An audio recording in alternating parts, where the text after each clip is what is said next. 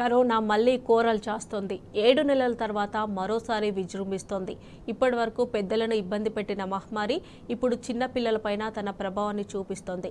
గడిచిన 2 రోజుల్లో పలువురికి కరోనా సోకగా అందులో 2 నెలల చిన్నారులు సైతం ఉండడం ఆందోళన కలిగిస్తోంది.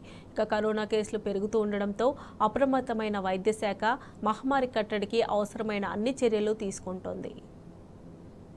మళ్లీ కలవరపెడుతుంది. కొత్తగా పుట్టుకొచ్చిన JN1 వేరియంట్ చాప కింద నీరులా వ్యాపిస్తుంది.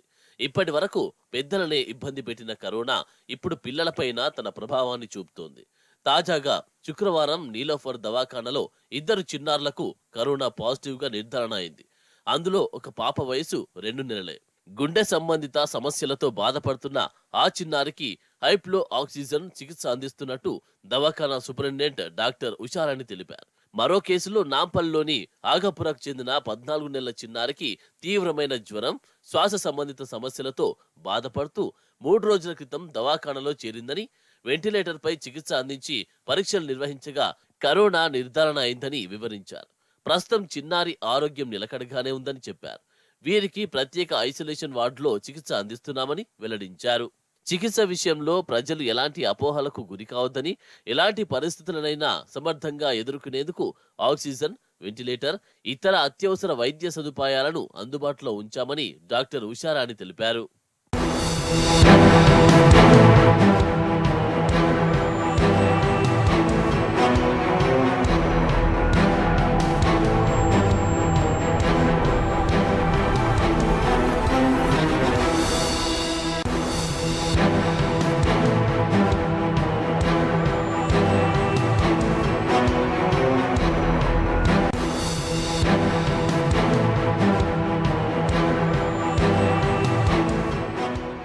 పిల్లల్లో కరోనా వైరస్ కు సంబంధించి తల్లిదండ్రులు భయాందోళనకు గురి కావాల్సిన అవసరం లేదని కరోనా నోడల్ అధికారి డాక్టర్ రమేష్ దాంపూరి తెలిపారు. గతంలోనూ ఈ వైరస్ పిల్లలపై పెద్దగా ప్రభావం చూపలేదని వెల్లడించారు. శ్వాస సంబంధిత సమస్యలున్న పిల్లల పట్ల జాగ్రత్తగా ఉండాలని సూచించారు. చిన్న పిల్లలున్న కుటుంబ సభ్యులు కరోనా జాగ్రత్తలు పాటించాలని అన్నారు. ముందు జాగ్రత్త చర్యగా నీలోఫర్లో 24 పడకలతో ప్రత్యేక ఐసోలేషన్ వార్డ్ ఏర్పాటు చేశామని వివరించారు.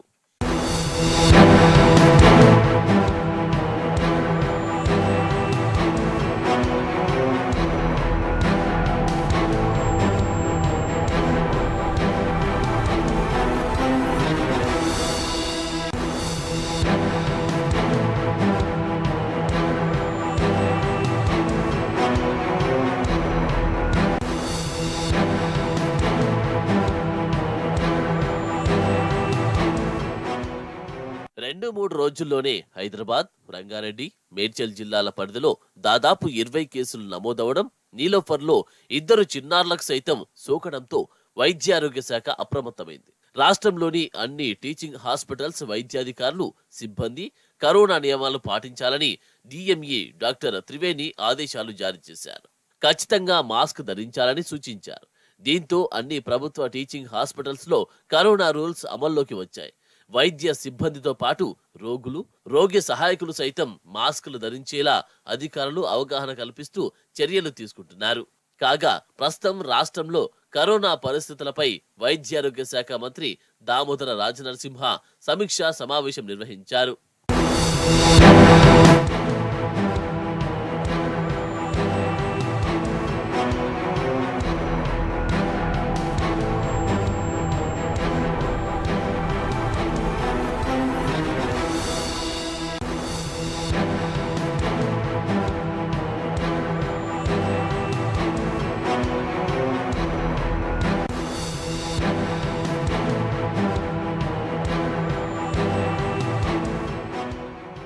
ఇక అత్యవసరమైతే తప్ప దూర ప్రయాణాలు పెట్టుకోవద్దని వైద్యులు సూచిస్తున్నారు.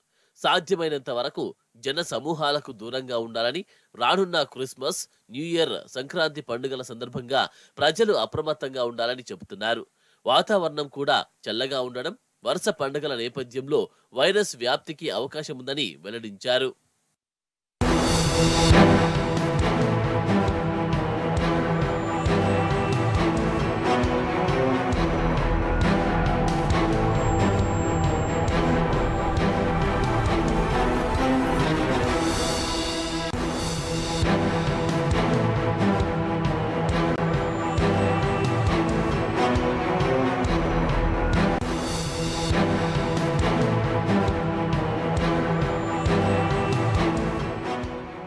మరోవైపు దేశంలోనూ కరోనా కేసులు క్రమంగా పెరుగుతున్నాయి.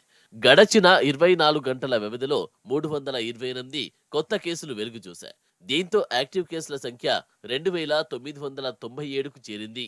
అందరినీ కలవరపెడుతున్న కరోనా సబ్ వేరియంట్ JN1 కేసులు ఇప్పటి వరకు 22 నమోదయ్యాయని, ఇందులో 21 కేసులు గోవాలో, 1 కేరళలో నమోదైందని కేంద్ర ఆరోగ్య శాఖ అధికారులు చెప్పారు. వీరంతా కోలుకున్నారని వెల్లడించారు. వైరస్ గురించి పెద్దగా ఆందోళన చెందాల్సిన అవసరం లేదని చెప్పారు.